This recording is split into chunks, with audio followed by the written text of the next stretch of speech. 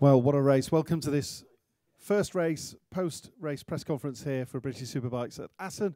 And huge congratulations to our podium racers. Let's start, if we may, with third place James Ellison. James, that's got to be one of the hardest third places you've ever tackled it, brought down, isn't it? I reckon. Understatement of the world, of the day. Sorry.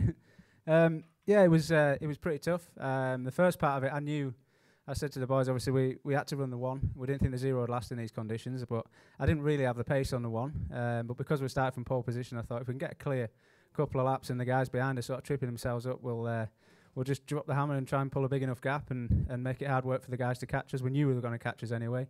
Like I said, I knew I didn't have that pace on the one. And thankfully, the plan was kind of working at first. I figured they must have been tripping themselves up because I was making a gap. I thought there's no way on clear track that I'm faster than these boys. So I just kept my head down and kept chipping away. Wasn't thinking about conserving the tyres. I was just trying to put fast laps in and just wait for them to come to me and have a battle. And that's what happened. I was surprised when Sylvan passed me because the last I saw on the board it was 91, which I figured it would be, but I didn't have like a group sign, which I normally do. So when Sylvan passed me and then I made another little mistake and these two boys came past, I was like, God. Then I saw there was a gap behind, so I kind of just composed myself again and tried to chip away and see what we had left. I mean, when they did pass me, they didn't seem to look like they had a lot more pace.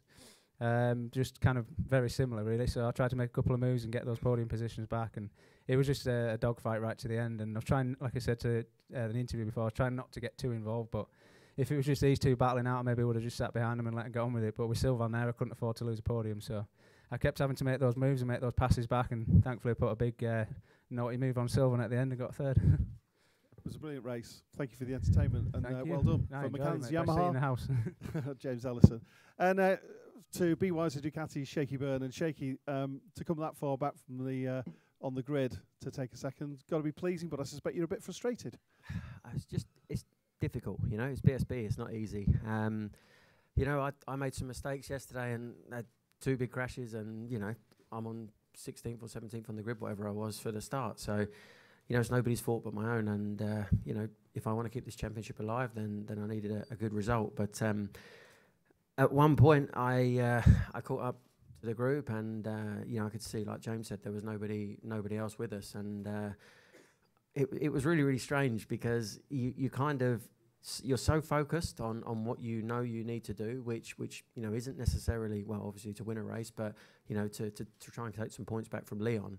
And it was like Leon was my focus in that race. You know, there were two other guys, but they could have been Big Ed and somebody else for all I was concerned. You know, it just had to be Leon that I was trying to beat. And when I looked at setting up a move on Leon at the double right, about 6 or 7 laps from the end, and swept in really wide to get a run on him underneath, and then James passed me back and I was like, for God's sake. It's so frustrating, but at the same time, such good fun. You know, we leant on each other and rubbed a bit of paint on each other, and you know, the boys were tripping themselves up and the lap times were dreadful. We weren't going fast at all, and I thought, God, if I could just get some clear track, you know, I could probably get my head down and sort of get going a bit. But it was a great fun race, but ultimately I came one place away from where I needed to be. Leon done a fantastic job of getting to the front with about 4 or 5 laps to go, and not that he was any faster, it's just the three of us, me, Sylvan and James, were, you know, taking chunks out of each other, and that was costing us time. So yeah, great job by Leon and James. It was a good fun race for me, but I think we start pole for race 2,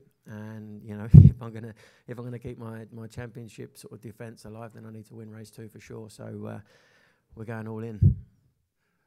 Fantastic race, Shaky. Thanks again, BY's Ducatis, Shaky Byrne. And Leon, you told us yesterday you had a strategy for the race, and you, with the win, have executed that brilliantly. How's it feel?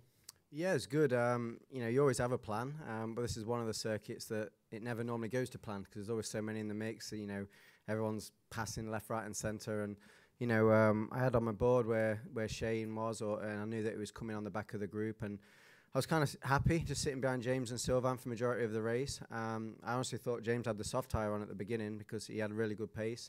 And then mid-race, it all levelled out, and we all was kind of doing the same sort of level. And then, yeah, with 6 to go, when we got in a little bit of a mix with each other, I decided just to, you know, stay smooth and hit my points, and it worked out. But, you know, it couldn't have gone any better, but at the same time, it wasn't... I don't know, I think it was more other people tripping up and whatever else. But I felt really happy with the bike. The boys have done really well this weekend, and we've stuck to our game plan. few little areas that we might little tweak for race 2, but other than that, we're feeling pretty good.